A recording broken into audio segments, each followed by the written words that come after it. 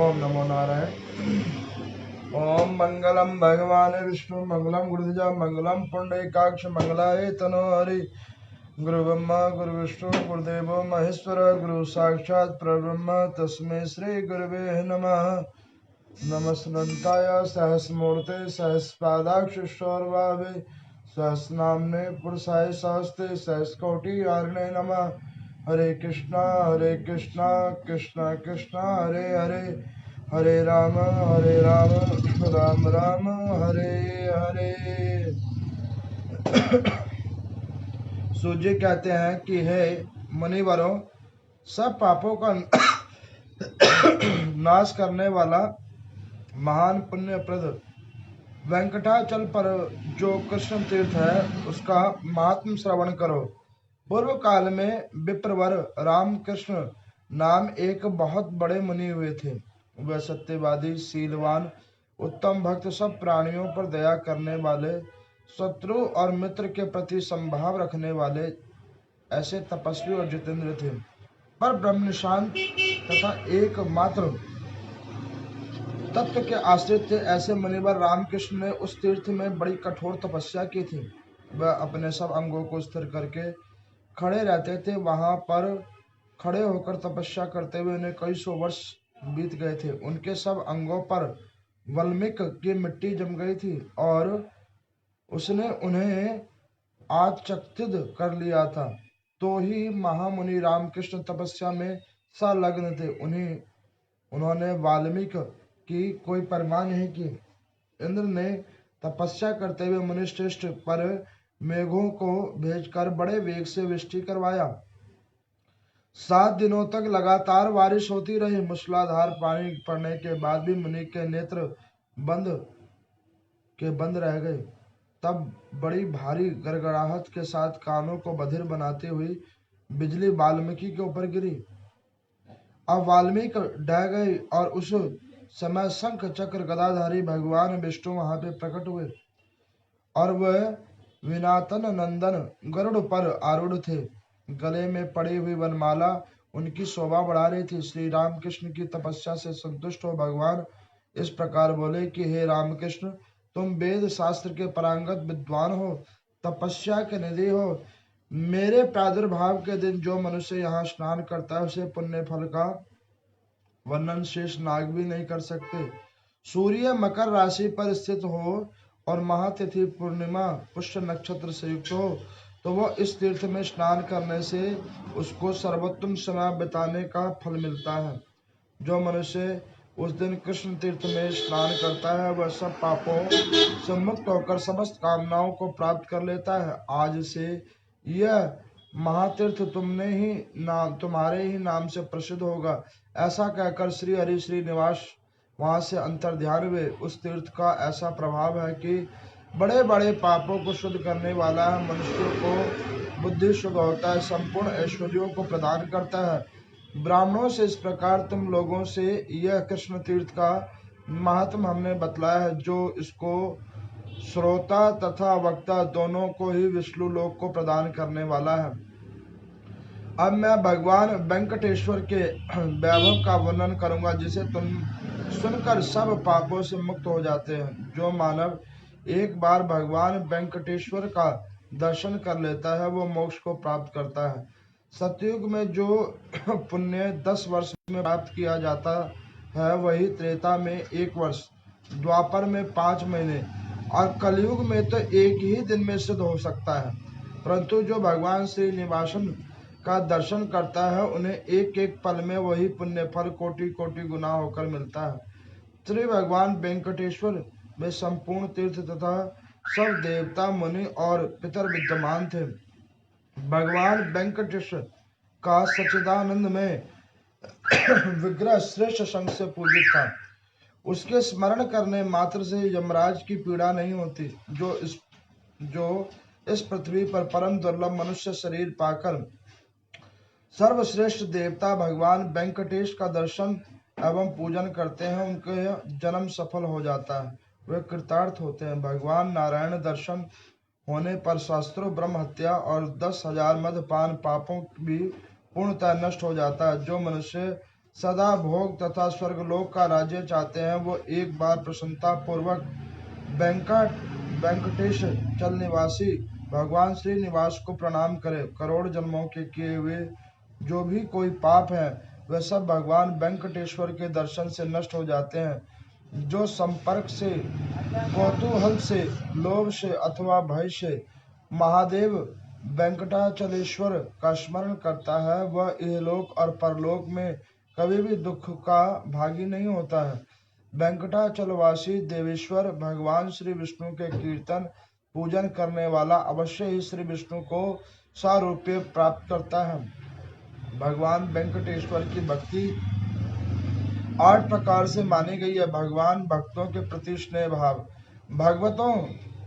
भगवत भक्तों की पूजा करके उन्हें संतुष्ट करना, स्वयं भक्ति पूर्वक भगवान की पूजन करना, अपने शरीर की समस्त चेष्टाएं भगवान के लिए ही रखना, भगवान के महात्म की कथा में रुचि रखना, उसको श्रवण आदर भाव से करना, अपने नेत्र और शरीर में भगवत भक्ति एवं भगवत प्रेम जनित विकास सुफर्ण होना, भगवान श्रीनिवास निरंतर स्मरण करना तथा वेंकटाचल निवासी भगवान श्रीनिवास शरण लेकर ही जीवन का धारण करना। ऐसी 8 प्रकार की भक्ति यदि किसी मलेच्छ में भी हो जाती है, वह निश्चय ही मोक्ष को प्राप्त करता है। भगवान की अनन्य भक्ति तथा ब्रह्म ज्ञान को भी मोक्ष की प्राप्ति निश्चित है। सन्यासियों और नैष्ठिक ब्रह्मचारियों को वेदांत शास्त्र श्रवण जनित और ज्ञान से मुक्त हो जाता है।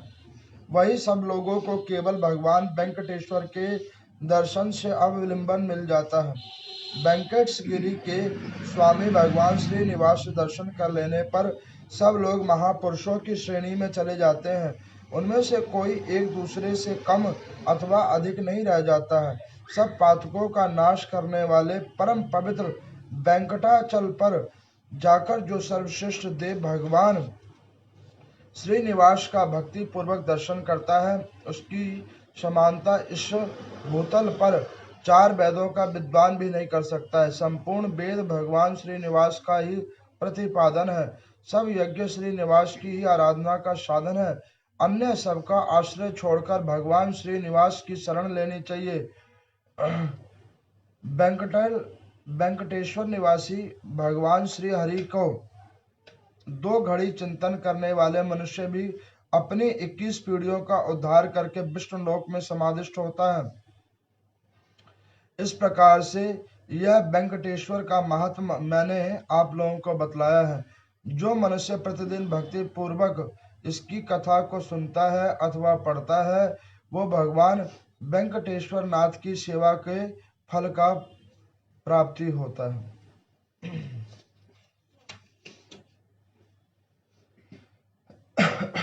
कल की कथा में आप लोगों ने श्रवण किया था। मैंने आपको बतलाया था कि भगवान वेंकटेश्वर कैसे उत्पत्ति हुई थी। उनकी माँ भगवती लक्ष्मी पद्मावती के नाम से वहां पे विख्यात हुई। आज यहाँ पे कथा में बतला रहे हैं सूर्य भगवान की एक समय उसी वेंकटेश्वर भगवान की कृपा से वेंकटेश चल निवास पे वहां पर राम कृष्ण नाम के एक भगवान के अनन्य भक्त हुए। उन्होंने वहां पर भगवान वेंकटेश्वर की बड़ी अभिन्न तरीके से, अद्भुत तरीके से वहां पर भगवान नारायण की उन्होंने पूजन और आराधना की। उसके ऊपर में भगवान वेंकटेश प्रसन्न हुए हैं और उनको वरदान देते हुए उन्होंने कहा है कि भूतल के ऊपर में जिस स्थान के ऊपर में तुमने ये हमारी तपस्या की है और हमारा इतना तप किया है, ये क्षेत्र आज से कृष्णा तीर्थ बन जाएगा जो तिरुमला के अंदर में है। यहाँ पर वो बतला रहे हैं कि भगवान वेंकटेश की पूजा करने के प्रावधान। तो यहाँ पे सूजी से किसी ऋषि ने पूछा कि प्रभु वेंकटेश भगवान स्वयंभू हरि है? तो उन्होंने कहा बिल्कुल स्वयं नारायण है। तो इनका अवतारों में कहाँ गणना है? अवतार तो नहीं है इनका। वो कहने लगे कि अवतार तो उन्होंने जीव आत्मा को प्रत्यक्षता कालों के बोध कराने के लिए किया था। लेकिन यहाँ पे कालों का बोध नहीं कराया जा रहा। यहाँ पे भगवान स्वयंभू वहाँ पे प्रत्यक्ष है। तो कह रहे हैं कि प्रत्यक्ष कैसे है, तो वो यहाँ पे प्रत्यक्ष वो कैसे है वो आपको बतला रहे हैं कि वहाँ पे जो भी कोई जिन्होंने भी वेंकटेश धाम के अंदर में गए हुए हैं, उस वेंकटेश भगवान के जिन्होंने भी दर्शन किए हैं, वो वहाँ पे जाकर ये अनुभूति कर सकता है कि उस धाम के अंदर में विग्रह के, जैसे आप मंदिर के अंदर में प्रवेश करेंगे तो मंदिर में प्रवेश करने पे मंदिर में प्रवेश करने पे आपको मूर्ति जो भगवान की है वो दिखेगी मध्य में, मंदिर के मध्य में आपको दिखेगी। लेकिन जब आप मंदिर से बाहर निकलोगे तो आपको मूर्ति जो है भगवान की वो दाहिने हाथ में दिखेगी। और ये एक दो व्यक्तियों का नहीं है, कई व्यक्तियों का ये तथ्य किया गया है। अब वो वहां पे ऐसा क्यों होता है, इसका भी एक प्रमाण है। उसका प्रमाण ये है कि नारायण भगवान के पास जब आप जाते हो, उनकी शरण में जब कोई शरणागत जाता है तो भगवान मध्य में आकर उसको दर्शन देते हैं, आओ मेरे दर्शन को प्राप्त करो। और जब वही जीवात्मा भगवान के दर्शन को प्राप्त करके जब वो जाता है तो भगवान नारायण उनको दक्षिण मुख जाकर और दाहिने हाथ की ओर जाकर वो आशीर्वाद देके खड़े हो जाते हैं। ये इस तथ्य का प्रमाण है। दूसरा, भगवान वहां पे प्रत्यक्ष है। हाँ, इसको वहां रख दीजिए। हाँ, अब भगवान वहां पे प्रत्यक्ष है, इसका दूसरा प्रमाण क्या है? उसका प्रमाण क्या है कि सबसे बड़ा प्रमाण ये है वहां पर कि जो कोई मंदिर के अंदर में जाता है, भगवान वेंकटेश के मंदिर के अंदर में जब कोई व्यक्ति जाता है तो मंदिर के गर्भगृह के अंदर में समुद्र की कलकल का स्वर, कलकल का जो स्वर है वो स्वर वहां पे सुनाई देता है। कलकल का समुद्र का स्वर वहां पे सुनाई देता है। अब जब वो कलकल का समुद्र का स्वर जो वहां पे सुनाई देता है तो इससे ये पता लग जाता है कि भगवान नारायण जो क्षीर के अंदर में, क्षीर सागर के अंदर में निवास करते हैं, वो वहां पे उन सब के मध्य के अंदर में है। उस स्वर को सुनने से ऐसा अनुभूति होती है कि वहां पे साक्षात नारायण भगवान प्रत्यक्ष रूप में वहां पे विद्यमान है। दूसरा प्रमाण ये है।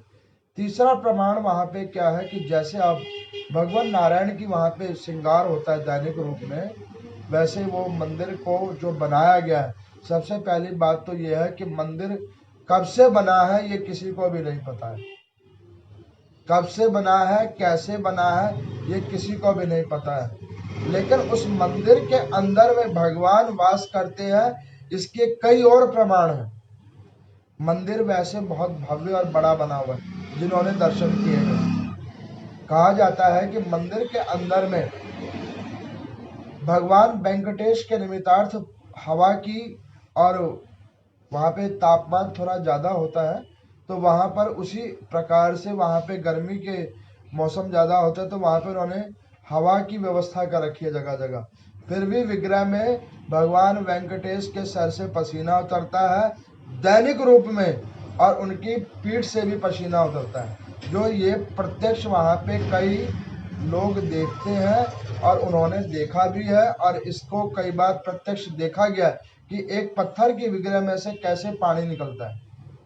दूसरी वार्ता आपको मैं बतलाता हूँ कि भगवान वेंकटेश का जब चंदन का श्रृंगार होता है, उनका चंदन से श्रृंगार किया जाता है, तो जब वो चंदन का श्रृंगार किया जाता है और जब वो श्रृंगार को उतारा जाता है तो भगवान वेंकटेश के हृदय में माँ भगवती लक्ष्मी पद्मावती रूप में जो विद्यमान है, और जैसे ही श्रृंगार हटाया जाता है तो आपको वहाँ पे भगवान नारायण के यहाँ पे हृदय के पास में लक्ष्मी जी का श्री रूप आपको दिखाई देगा, जो विग्रह के अंदर में है। तो वहाँ पे भगवान वेंकटेश का जो श्रृंगार किया जाता है तो नीचे में उन्हें धोती पहनाई जाती है और ऊपर में साड़ी पहनाई जाती है। वहाँ पे आप देखोगे जो उस साइड के महिलाएं भी हैं वो साड़ी भी धोती की तरह से पहनती हैं। आप उस जो क्षेत्र में जो कोई गए होंगे उस क्षेत्र के ये प्रधानता है।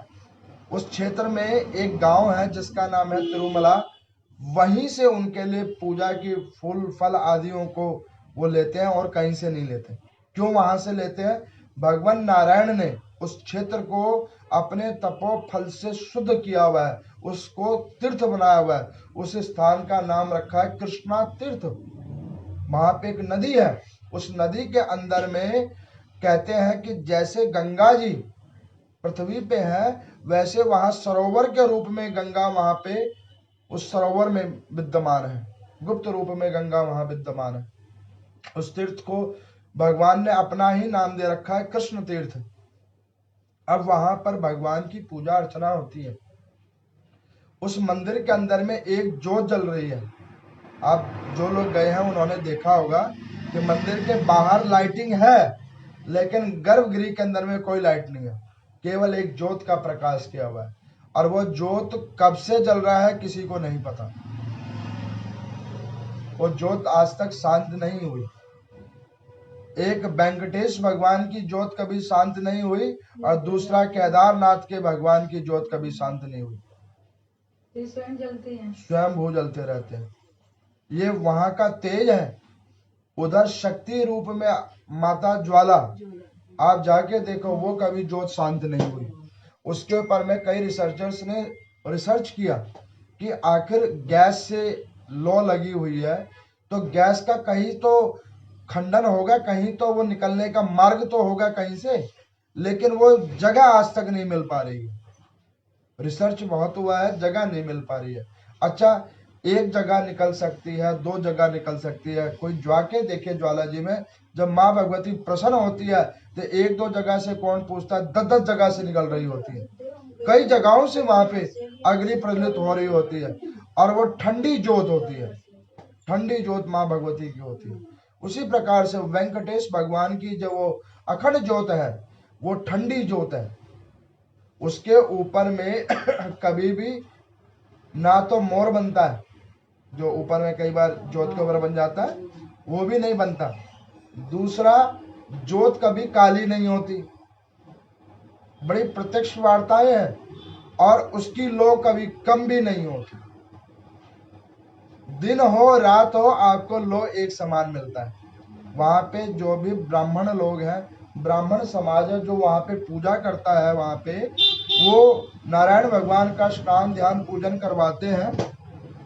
लेकिन वहां पे जो भी कृत्य कर्म होता है, प्रकाश वही होता है। और इतना प्रकाश होता है जिससे भगवान का श्रृंगार उस समय में अद्भुत तरीके से उसी ज्योत के प्रकाश पे हो जाता है। उसके बाद में वहां पे भगवान नारायण प्रकट है। उसकी और भी कई प्रमाण है। और क्या एक और प्रमाण है, जो कोई उस मंदिर के अंदर में जाता है तो भगवान वेंकटेश के केश हैं, बाल है। वो बाल इंसानों के बालों की तरह ही है, और वो बाल कई हजार वर्षों से हैं। ना तो वो उलझते हैं, ना वो फंसते हैं, कुछ भी नहीं होता। उसके ऊपर दूध भी चढ़ाया जाता है, पंचगव्य भी चढ़ाया जाता है, सब कुछ होता है, लेकिन वो बाल आज तक ऐसे के ही ऐसे ही हैं। वो बाल वैसे ही हैं। उन बालों में ना तो किसी प्रकार से कोई गांठ लगती है, और ना ही किसी प्रकार से वो बाल टूटते हैं।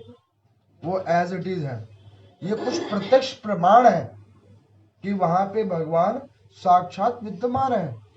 तो वहां पर वो वेंकटेश भगवान जो साक्षात विद्यमान है, वहां पे नारायण भगवान जो वहां साक्षात विद्यमान है, ये उनकी कई और अनुभूतियां हैं उस क्षेत्र की।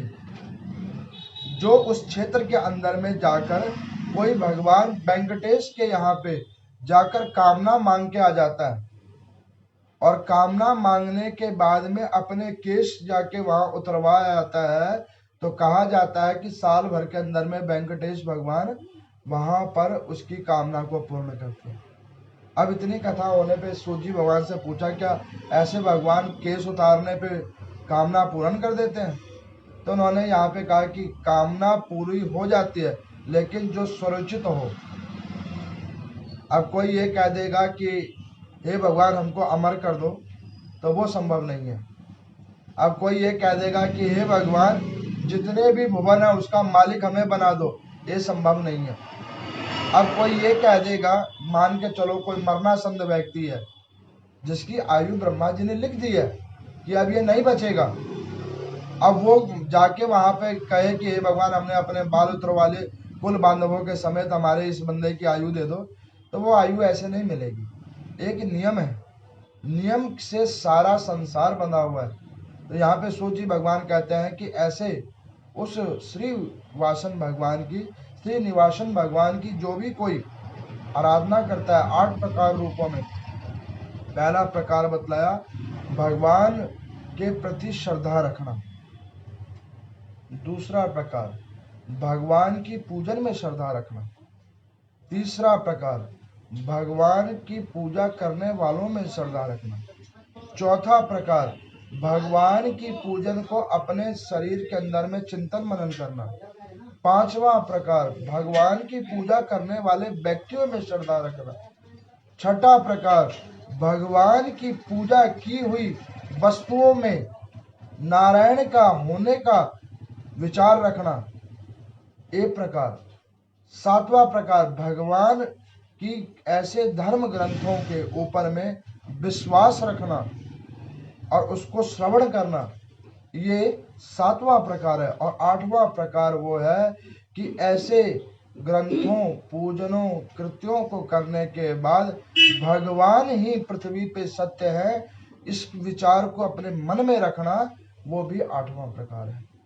इस 8 प्रकारों से भगवान वेंकटेश अथवा श्री हरि के पूजन कर्म करने का विधान है।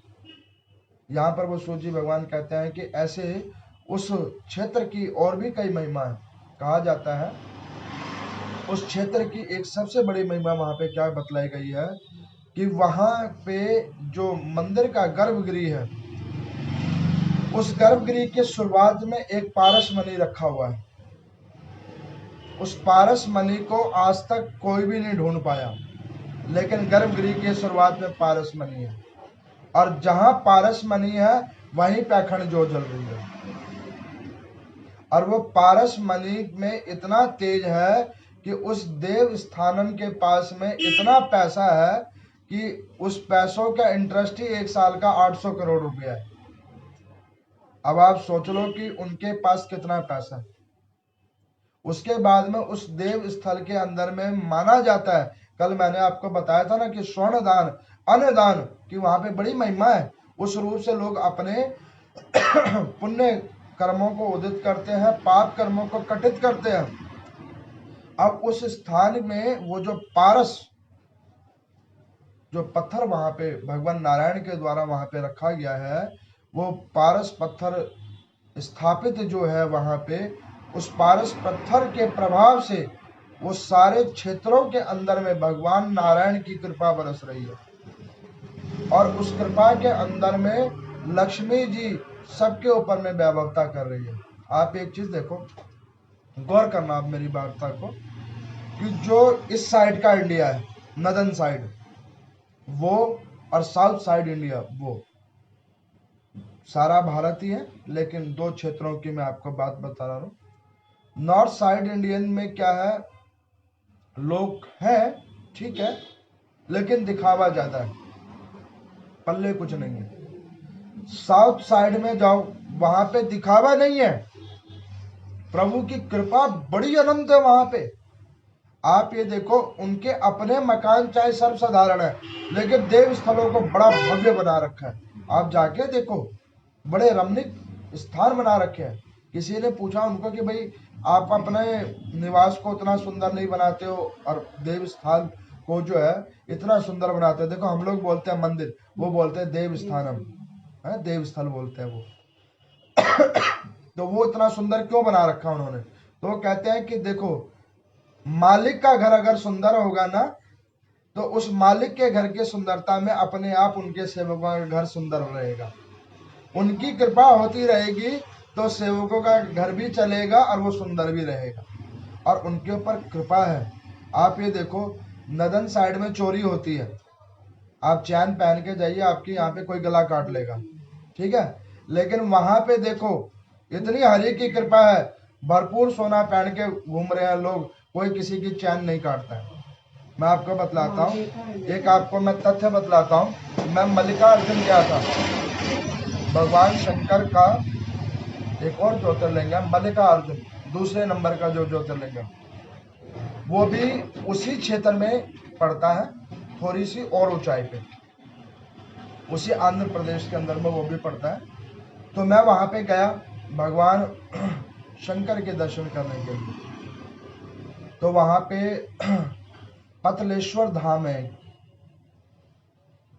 मल्लिकार्जुन के अंदर में। तो वहां पे बताया जाता है कि सरोवर रूप में गंगा है, बहुत ऊंची पहाड़ी के ऊपर में है। वहां पे जब मैं दर्शन करने के लिए गया तो मैं ब्रह्म मुहूर्त में 4 बजे के आसपास उसमें नहाने के लिए गया। नहाने के लिए जब मैं गया तो इधर ठंड हो रही है, उधर गर्मी थी। इसी मौसम में मैं गया था, लास्ट टू लास्ट ईयर, जब ये कोरोना नहीं हुआ था उससे पहले मैं गया था। तो वहाँ पे जब मैंने जाकर वहाँ पे स्नान किया तो वहाँ पे जल में थोड़ी सी मुझे लगा चिकनाहट सा था, तो थोड़ा सा मेरा पाँव स्लिप हुआ हल्का सा। तो मैं वहाँ पे जैसे थोड़ा सा संभला तो मेरे पाँव के पास में एक धातु लगा, कोई मुझे लगा कि कोई मेटल मेरे पाँव में लगी है। तो मैंने एकदम से घबराकर अपना पाँव को बाहर निकाला। जैसे मैंने पाँव को बाहर निकाला तो मेरे पाँव के साथ में एक चैन, गोल्ड चैन, वो साथ में आ गई खींच के। अब वहाँ पे क्या है, उस जो लोग गए हैं मल्लिकार्जुन को पता होगा, अथवा जो लोग नहीं गए हैं वो जाइए देखिए, वहाँ पे प्रत्यक्ष महादेव वहाँ पे साक्षात रूप में विद्यमान है। अच्छा, वहाँ के लोगों में श्रद्धा बहुत है। हमारे नदन साइड में लोग पाखंड करते हैं, वहाँ श्रद्धावान लोग ज्यादा है। कि हम पाखंड क्यों शब्द कहते हैं उसका कारण समझो। यहाँ पे हम भगवान की पूजा करने से पहले भगवान से 100 प्रश्न करते हैं, इसका फल मिलेगा नहीं मिलेगा, अच्छा इससे क्या कितने दिन में उपाय हो जाएगा, ये हमारा ये काम सिद्ध होगा कि नहीं होगा, सब चीजों का। अच्छा, हम लोग छोटे से भी पूजन में सारा कार्य बाहर से करने में सुलभ सोचते हैं। वहां पे और कार्य चाहे बाहर से होते हो, लेकिन जब वो भगवान की पूजा करते हैं तब, और ब्राह्मणों की जब वो पूजा करते हैं तब, वो स्वयं उनके लिए सब कुछ बनाते करते हैं, वो बाहर नहीं जाते, ये उनका नियम है, वो स्वयं करते हैं। अब मेरे पाँव में वो चैन लगी, तो वो चैन जब मेरे पाँव में लगी तो मैं घबरा के बाहर पाँव निकाला। तो मेरे साथ और भी ब्राह्मण लोग गए हुए थे। तो एक मैंने अभी कल भी आपको कथा में सुनाई थी कि पाया हुआ सोना भी बड़ा नुकसानदेह होता है, खोया हुआ सोना भी नुकसान होता है, पाया हुआ भी सोना बड़ा नुकसानदेह होता है। अब मेरे पाँव में लगा तो मेरे साथ में एक और ब्राह्मण थे। अब वो कहने लगे कि बेटा इसको निकाल लेते हैं। तो मैंने कहा इसको निकाल के क्या करेंगे? उन्होंने कहा कि देखो, अगर किसी का होगा तो वहां पे जो होगी वो वहां अनाउंस करवा के दे देंगे, अगर किसी का नहीं है तो देव स्थानम की वो जो हुंडी है उनकी उसमें डाल देंगे, बात खत्म हो गई। भगवान का है, भगवान को प्राप्त हो जाएगा। मैंने कहा ये बहुत अच्छी बात है, ठीक है। अब हम लोग जिस दिन गए वहां पे, एक बार पहले हम लोग गए वहां पे, पूछा भाई हमें रुद्राभिषेक करना है, तो वहां पे उन्होंने परमिशन नहीं दी। जो उनका रूल है, एज पर रूल, कि उनका रूल है कि केवल और केवल वहीं के ब्राह्मण ही वहां पे कराएंगे, ऐसे रुद्राभिषेक नहीं करने दिया जाता वहां पे। तो उन्होंने कहा कि चलो जो भोलेनाथ की इच्छा, जैसे उनकी इच्छा। हम लोगों ने कुछ भी नहीं किया, वो आगे बाहर, तो वो चैन को उन ब्राह्मणों ने मुझे कहा कि इसको उठा लेते हैं और जो होगा वहां पे दे देते हैं। अब वहां पे देव स्थल का जो कैंपस है वो लगभग जैसे साईं बाबा मंदिर से लेके गोल चक्कर तक इतना बड़ा कैंपस है। उसके अंदर में खाली मंदिर ही मंदिर, मंदिर। अच्छा, सारे मंदिर बड़े अद्भुत है, बड़े रमणीक मंदिर है। आप देखो तो आपके अंदर में एक आनंद की अनुभूति हुई, लगेगा कि वहां पे भगवान साक्षात विद्यमान है। वैसे तो भगवान सर्वत्र विद्यमान है, लेकिन उस क्षेत्र पे जाओगे तो आपको लगेगा कि वहां पे वाकई भगवान विद्यमान है। अब मैं उस चैन को लेके जैसे ही आगे आया तो वहां पे लोग हिंदी थोड़ा कम समझते हैं, या तो आप उनकी भाषा बोलिए अथवा इंग्लिश बोलिए। तो एक महिला एक पुलिस वाले को रो के कह रही थी, और वो ऐसे ऐसे करके अपनी भाषा में कह रही थी कि गले का तो मेरे को लगा। अब मैंने सोचा कि भाई लगता है इसी का खो गया है। अब मैंने ये सोचा कि अगर मैंने उसको बोला तो वो कहीं हमें चोर ही ना समझ ले, चोर भी तो समझ सकते हैं, और नहीं बोला अब वो तो ये इसका क्या किया जाएगा। फिर बड़ी देर तक वो महिला वहां पे रोती रही, अपना कह रही थी, अपना जो भी कुछ कह रही थी। तो मैंने उनका सुना, फिर मेरा मन नहीं माना, मैंने कहा कि चलो चोरी कहेगी तो कोई बात नहीं, एक बार बात तो करके देखे। मैं वहां पे गया, पुलिस वाले को मैंने बोला कि सर इन लेडी का जो है कोई लॉकेट या कुछ खो गया, चैन वगैरह। कह रही आपको कैसे पता है? मैं कहा नहीं, वो आपसे कन्वर्सेशन कर रहे हैं ना। तो वो कहते हैं कि हाँ इनकी चैन खो गई है। तो मैंने उनको कहा कि ये चैन मेरे को वहां पे नहाते वक्त मिली, ये क्या चैन इन्हीं की है? वो चैन को देख के वो महिला बड़ी प्रसन्न हुई, बहुत प्रसन्न हुई। अब वो महिला का जो पति था वो कौन था मुझे नहीं पता, उसकी वहां क्या पावर थी मुझे नहीं पता। वो मेरे पास में आया और मुझे क्या कहता कि आप लोग मल्लिकार्जुन के दर्शन करने आए? वो हिंदी बोलना जान रहे थे और कोई ऊंचे पदाधिकारी लग रहे थे। मैं कहा हाँ जी। कहाँ से आए हो? तो हमने बताया कि हम लोग दिल्ली से आए और हम लोग भी ब्राह्मण हैं और ऐसे ऐसे मंदिरों में निवास करते हैं, वहाँ पे पूजा पाठ करते हैं। उनको मैंने दिखाया भी बकायदा कि इस मंदिर देव स्थल का मैं भी पुजारी हूँ। उन्होंने देखा, उस व्यक्ति ने मेरे को 2 मिनट के अंदर में मंदिर के गर्भगृह के अंदर में लेके आ गया। अथाह भीड़ थी वहां पे, साउथ साइड के मंदिरों में अथाह भीड़ होती है। हाल वो लेके मेरे को गर्भगृह के अंदर में ले गए। उसने अपनी भाषा में उनको क्या कहा मुझे नहीं पता, वहां पे ब्राह्मणों को, और उनको कहा कि अगर ये कह रहे हैं रुद्राभिषेक करने को दो तो इनको करने दो। अब उस भोलेनाथ की महिमा मैं आपको बतला रहा हूँ, ये मैंने कुछ महिमाओं को प्रत्यक्ष देखा है। कई लोग कहते हैं कि अरे ऐसे ही हो जाता है, ऐसे नहीं होता है, विश्वास करो सब कुछ होता है। हम लोगों ने ये विश्वास मना रखा था कि भाई चलो अब ऐसे नहीं होगा यहाँ पे रुद्राभिषेक, तो कोई बात नहीं, वैसे ही प्रणाम करेंगे, क्योंकि वहां पे जल भी चढ़ाने अंदर नहीं देते हैं। उनका कुछ अलग सिस्टम है, दूर से आप दर्शन कीजिए, अथवा कुछ पेड सिस्टम है, तो वो पेड होने के बावजूद भी वो जल पांडे चढ़ाएंगे, आप नहीं चढ़ाएंगे। आपको जैसे ये मंदिर का गर्भगृह है तो यहाँ खड़े हो जाइए और पांडे वहां पे चढ़ाएंगे, और जिन्होंने नहीं पे किया तो वो वहां खड़े हैं, वहां से दर्शन करेंगे। अब वो वहां पर जो है मैं गया, वहां पे जब मैं गया तो उसने उनको क्या कहा मुझे नहीं पता, हमें अंदर में जाने दिया गया। फिर वहां पे जाके हम लोगों ने रुद्राभिषेक किया। रुद्राभिषेक हम लोगों ने वहां पे पूर्ण भाव रूप से किया। रुद्राभिषेक करने के बाद में उन ब्राह्मणों ने इतनी हमारे ऊपर में कृपा करी, पूजा होने के बाद उस दिन का जो श्रृंगार था वो हम लोगों के ही द्वारा उन्होंने करवाया। वहां पे प्रभु भोलेनाथ प्रत्यक्ष उतरे, उन्होंने श्रृंगार भी हम लोगों के द्वारा करवाया। फिर वहां पे होने के बाद मंदिर के पीछे में वहां पे एक शक्तिपीठ भी है, उसी के ऊपर में, उस शक्तिपीठ के पास में उनका है अनुदानम, जहाँ पे वो दैनिक रूप में ब्राह्मणों को भोजन, जो मंदिर में पूजा करने वाले ब्राह्मण हैं, वैष्णव जन है, उनका वो अन्न प्रसाद वहां पे बनता है। भगवान को भोग लगने के बाद वो उनको दिया जाता है। भक्ति भाव रूप से उन्होंने वो हमें भोजन करवाया। हम कहाँ दर्शन के अभिलाषी भी नहीं थे, वहाँ पे उन्होंने प्रभु की कृपा हुई और उन्होंने वहाँ पे वो भगवान शंकर और देवी को चढ़ा हुआ वो प्रसाद हम लोगों को अन्न का वहाँ पे वो मिला। भोजन करने के बाद जैसे हम बाहर निकले तो उस व्यक्ति का पीए वहाँ पे खड़ा था। वो मेरे पास में आया, वो कहता कि आप अभी कहाँ जाएगा? मैं कहा मैं तो जो है अभी वापस जहाँ रूम बुक किया वहाँ जाएगा। तो उन्होंने कहा कि आइए आप बैठिए। मैं कहा नहीं बाबू हम अपना चले जाएंगे। करे नहीं, हमको सर ने बोला है आपका जर्नी पूरा करा के तब हम वापस जाएगा। अब उन्होंने वो जर्नी हमारी जब तक थी तब तक उनका वो ड्राइवर वहां पे हमारे पास छोड़ा और वो वहां पे वो हुआ। और जिस दिन अगले दिन भी स्वयं ब्रह्म मुहूर्त में उन्होंने दर्शन करवाया और उन्होंने मुझे बताया कि पंडित जी ये जो आपने लॉकेट हमारे को रिटर्न किया, पेंडल जो उसमें लगा हुआ था, चैन की कीमत नहीं थी, उसमें एक पेंडल लगा हुआ था, उसकी बड़ी कीमत थी।